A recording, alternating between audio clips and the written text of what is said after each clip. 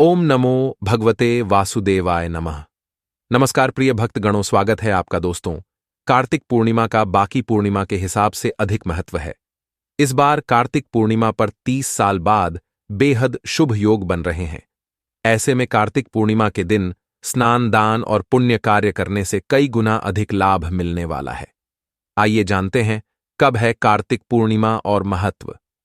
कार्तिक मास में आने वाली पूर्णिमा तिथि का विशेष महत्व होता है। वैसे तो हर महीने आने वाली पूर्णिमा तिथि का विशेष महत्व होता है, लेकिन कार्तिक मास में आने वाली पूर्णिमा का विशेष महत्व होता है। दरअसल कार्तिक पूर्णिमा के दिन ही देव दीपावली मनाई जाती है। इस दिन स्नान दान करने से जीवन में खुशहाली आती है, साथ ही जीवन में सुख, शांति और समृद्धि आती है। इस बार कार्तिक पूर्णिमा पर कई शुभ योग बन रहे हैं। ऐसे में इस दिन दान पुण्य करने का भी विशेष लाभ होता है। कब है कार्तिक पूर्णिमा?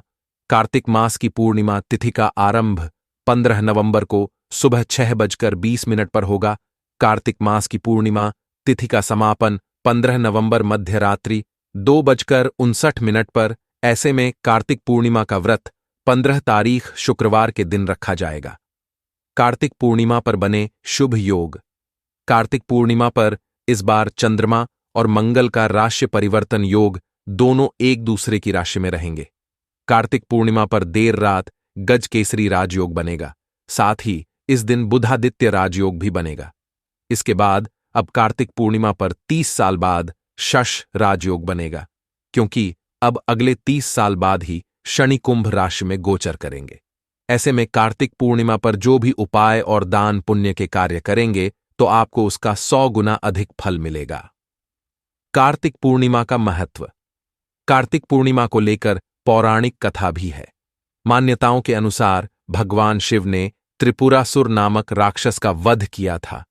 इसलिए इस पूर्णिमा को त्रिपुरासुर पूर्णिमा के नाम से भी जाना जाता है।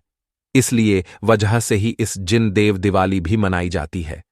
कार्तिक पूर्णिमा तक भगवान विष्णु मत्स्य रूप में जल में विराजमान रहते हैं। इसलिए कार्तिक पूर्णिमा पर जल में दीप प्रवाहित करने की बड़ी मान्यता है। कार्तिक पूर्णिमा की पूजा विधि। कार्तिक पूर्णिमा के दिन यदि आप विधि विधान से पूजन करते हैं और किसी पवित्र नदी के दर्शन करते हैं तो ये विशेष रूप से फलदायी माना जाता है। आइए जानें इसकी पूजा विधि के बारे में। इस दिन सूर्योदय से पहले उठें और पवित्र नदी में स्नान करें। यदि आप गंगा नदी में स्नान नहीं कर पा रहे हैं, तब भी घर में स्नान करते समय पानी में गंगा जल की कुछ बूंदें अवश्य मिलाएं। ऐसा माना जाता है कि कार्तिक पूर्णिमा पर नदियों में स्नान करने से सभी पाप धुल जाते हैं और आध्यात्मिक शुद्धि होती है। स्नान के बाद घर के मंदिर की सफाई करें और भगवान विष्णु की मूर्ति या तस्वीर के साफ चौकी पर स्थापित करें। भगवान विष्णु का पूजन करें और मंत्रों का जाप करें।